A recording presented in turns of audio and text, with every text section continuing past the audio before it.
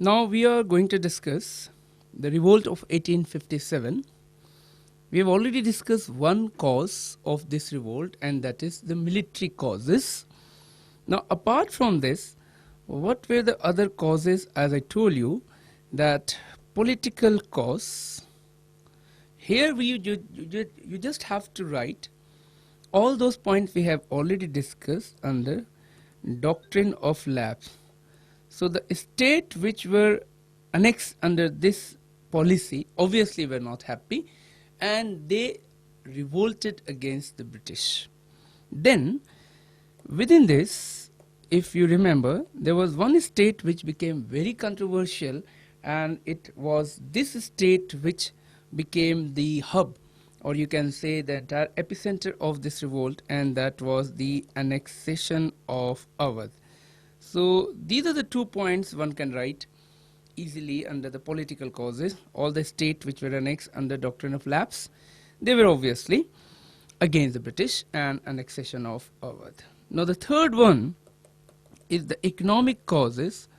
We have already discussed that the high rate of taxation made the people very angry against the British, and this anger is seen in various types of revolt against the state, the government, and the authorities.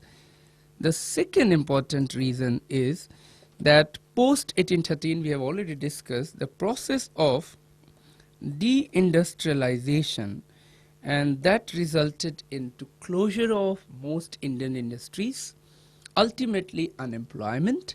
So naturally, the people who are more unemployed are more vulnerable, and during any violent or street type of violence, they would be most active.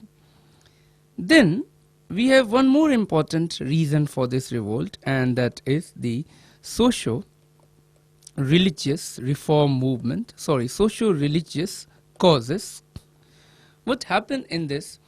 That firstly, some Hindu Orthodox were not happy with some of the legislations brought by the British, like we have already discussed. 1829, that was this Anti-Sati Resolution. 1856, that was this Widow Remarriage Act.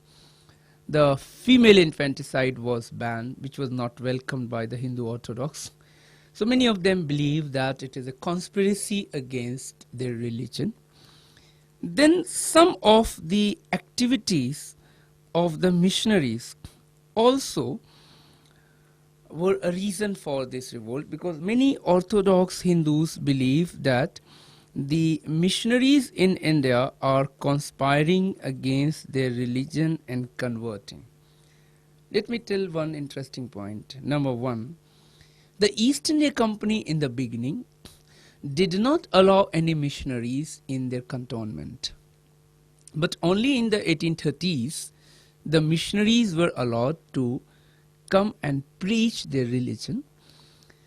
But more than preaching, they were maligning the religion of others, especially the Hindu religion, and ridiculing. This hurt, obviously, the sentiments of the Indian soldiers, who were by and large very religious. But we cannot generalize it that all the missionaries in India were doing the same act. There were some great missionaries working in the past and present for the humanity. They opened schools, and they opened hospitals and charitable organizations, and working simply for the benefits of humanities. This has been exaggerated also in the recent past in both media as well as in some textbook. So we have to guard ourselves from such kind of notions which have been evolved in certain section of India through certain textbook or through certain other media, both electronic and print media, that the Christian missionaries are doing only one thing, and that is converting. This is not correct. Just don't forget that how many Christians lives in India. They are less than 3% of entire India, despite the fact that 200 years the British ruled in India. And it was not the mainland India which was converted, it was the tribals mostly in Orissa, in Jharkhand, in northeast, whose faith itself was not very established. They didn't have very established and organized religion like Hinduism, Islam, or Buddhism. They are obviously very backward people.